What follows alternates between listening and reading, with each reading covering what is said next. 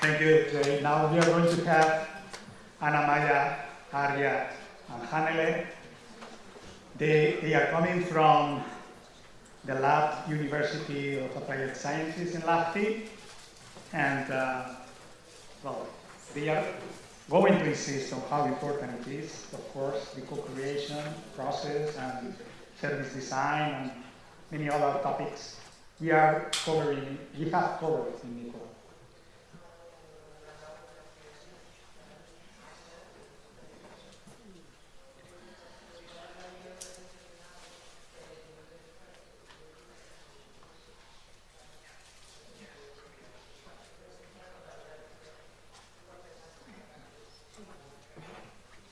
Thank you, Jordi. And we come from Lahti University of Applied Sciences from Lahti, Finland.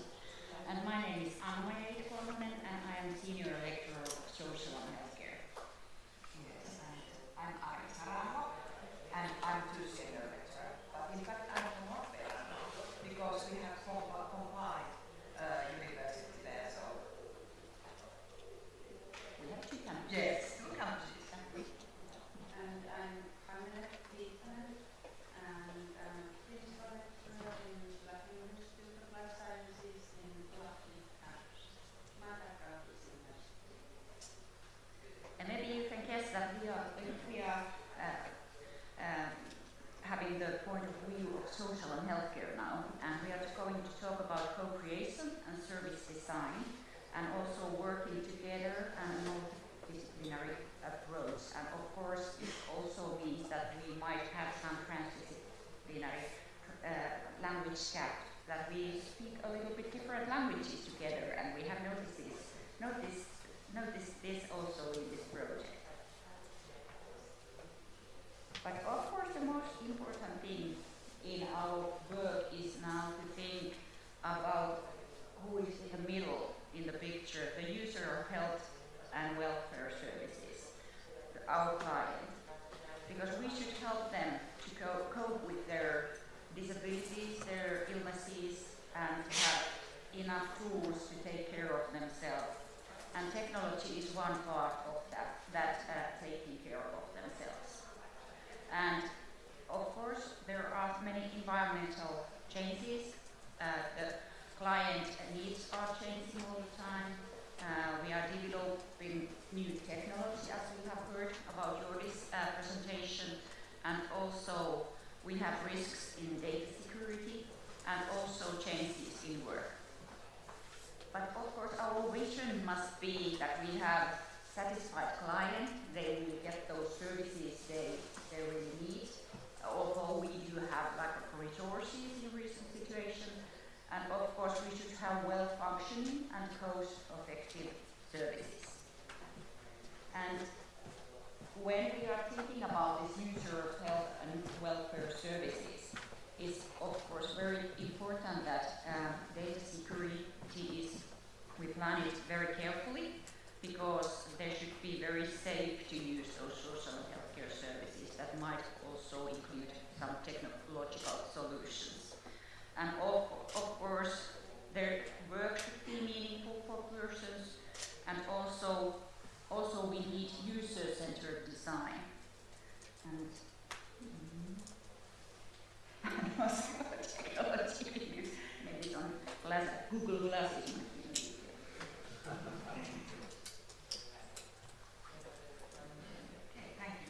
So Annamaija just mentioned, for example, or you see that there were client and patient safety. And first I want to thank Jordi about your story about your parents.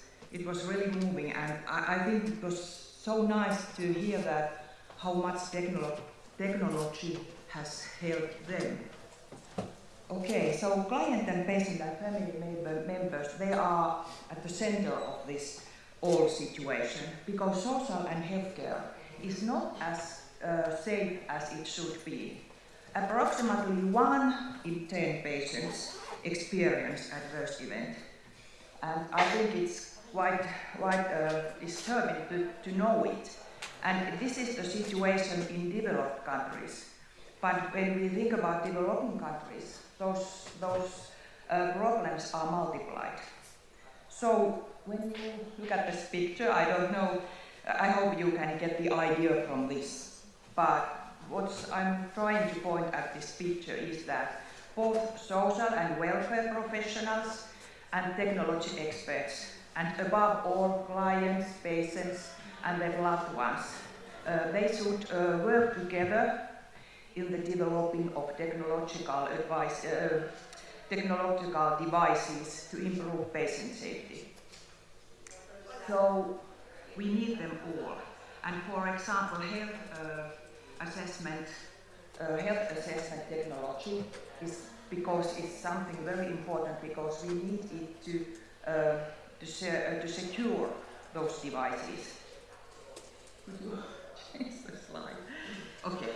So when we are thinking about client and patient safety means that we can, patient can get treatment they need without getting any harm.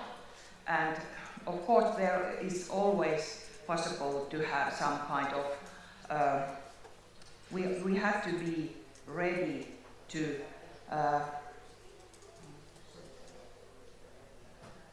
stand some kind of so nice things when we are getting our treatment.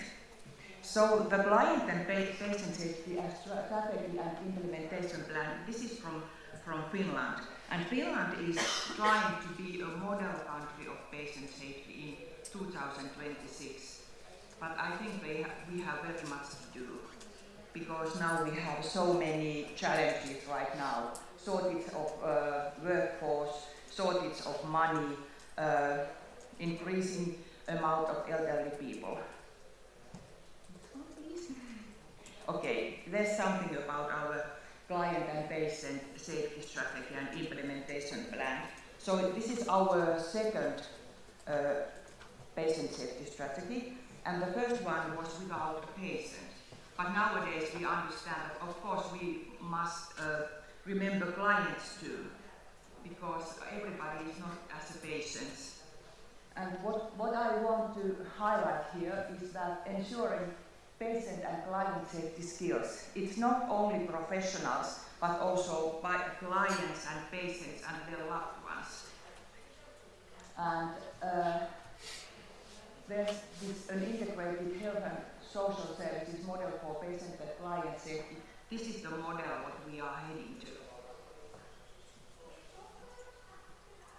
So, patient safety is safety of equipment, it's safety of care, it's safety of medication, and of course many other things.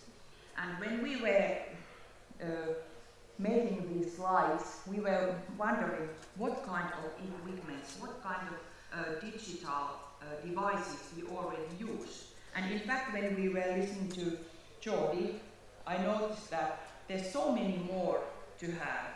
But maybe we need some money, and we need to make sure our professionals can use these devices. And today, this morning, I just happened to see that now patients and clients are not very happy, because now we are so eager with those technical things, so we must remember empathy still. Yes. So, for example, equipment safety, there's missing some word. But for example, is quantified self-monitoring and so on. Security phones we had already at 70s, in fact, but they were not wireless like nowadays. So there's many things already done what we can use, and we are using. For example, this medication risk-based and ink-based application, they are very important, because if, for example, a patient gets a new medicine, we can check is there possibility to have an adverse reaction to this medicine. And yes. Of course, usability of the technology is very important in patient safety, as well as accessibility, that people can reach the technology, and also information security, as we all know. And these are maybe two concrete examples about technology that can be used for patient safety This is technology used in Lahti city for patient safety in home care. So this Navigil watch is the wristwatch that has GPS, and it also sends information to the artificial intelligence platform and can give alarms to the nurses that there is something wrong with that client. And the other one is a robot that times your medicine, so it only offers you the medicine you need in certain time, and it's very easy to use. It makes an alarm that now it's time to take the medicine, and it also counts the medicine and makes alarm if the person doesn't take the medicine. And this is one example how they really use this technology in home care in Lahti city, that the different devices give information to the AI platform, and it really collects person-centered information, and also the AI platform makes alarm to nurses about situation and prioritizes the service supply for the clients, because there is not enough resources in nursing, so this helps a lot in prioritizing. And I also had a nice possibility to see this in lived situation. My mother-in-law was using this equipment, so it was very interesting to see it very near. And also my students have been interviewing users of this technology, so it was also very interesting to hear that they were quite positive towards this technology. And of course, when we talk about co-creation, it really means that we also must ask the users, how do they find the technology? Is it easy to use? What do they think about information? There are some restrictions. For example, cameras cannot send live video all the time because there is data security. It's not possible, but they can find some ways to also follow the situation of the clients. And of course, co-creation, when it's used in a certain way, creates value for the services, because then we know what the patients and clients really need. And it also drives patient intention and participation in healthcare processes when we are using technology. And we really need that user approach as well while we are developing technology. And interested advanced technologies can have positive implications in well-being of people, because then they can feel more secure where someone is following their situation, although there is all the time not someone visiting them, as Jordi also said. And it should also be support for value creation in healthcare ecosystem.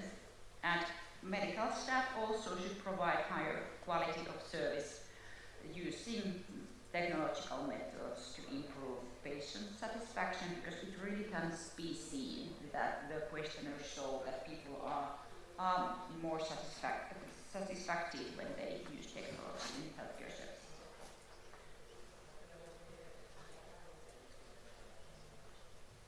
Right. And how to develop a kind of the services which are like user-friendly, usable, desirable, effective, efficient. That's our aim, of course.